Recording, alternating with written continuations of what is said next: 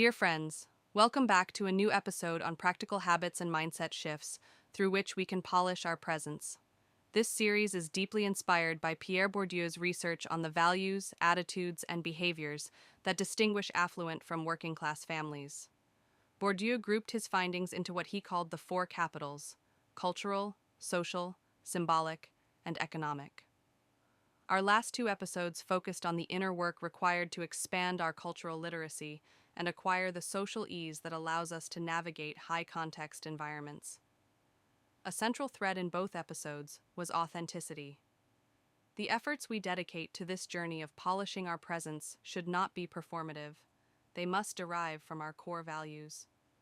Bourdieu's conclusions connect symbolic capital to the prestige one may inherit through family background or acquire through one's professional and ethical journey. In many ways, symbolic capital manifests as the essence of personal branding, not as a facade, but as a reputation grounded in integrity and emotional resonance. With this in mind, my dear friends, today's episode is dedicated to building our signature touch and affirming the ethical values that distinguish us in a competitive world. This sets the pace for developing symbolic capital. We begin with our core values, which provide us with labeled data. However, every setting we enter and every conversation we engage in introduces us to new perspectives, unlabeled data capable of refining or challenging our beliefs. This iterative process places us within the realm of semi-supervised learning.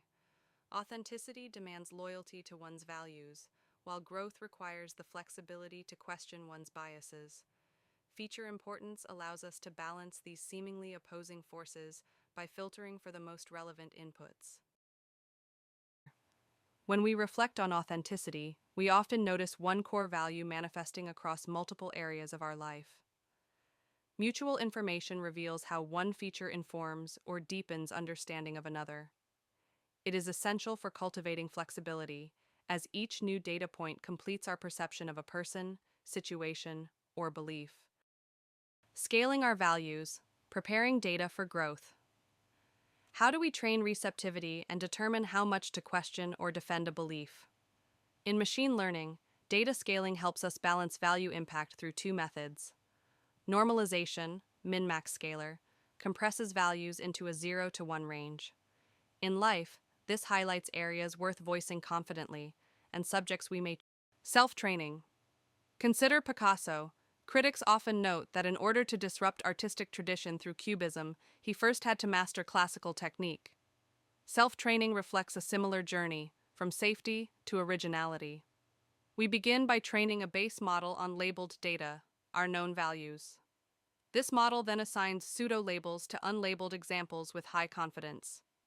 In real life, this is the phase where we make a good impression by dressing appropriately and sticking to neutral topics. But personal branding is not about being agreeable. It's about being memorable. A self-training model refines itself by testing these pseudo-labels against patterns of similarity. Likewise, we must slowly experiment with expressing our values in conversation, observing how our environment responds, and refining our presence accordingly, always rooted in authenticity. Christy Hedges, the power of presence can support us in transforming our values into an inspiring proposition rather than a defensive stance. A typical self-training classifier includes an estimator to predict labels, max iterations, number of refinement rounds, probability thresholds, confidence boundaries, and a fit method for updating pseudo-labels. Co-training.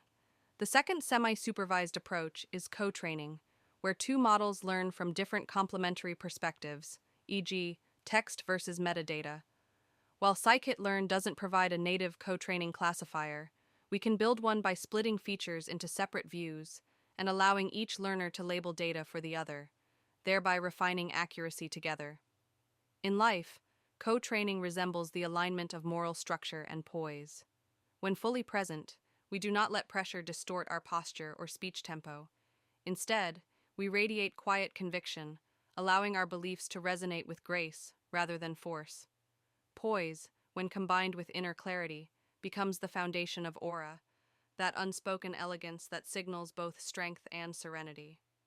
Sarah Kaufman's The Art of Grace beautifully illustrates how poise manifests across arts, sports, and everyday professions.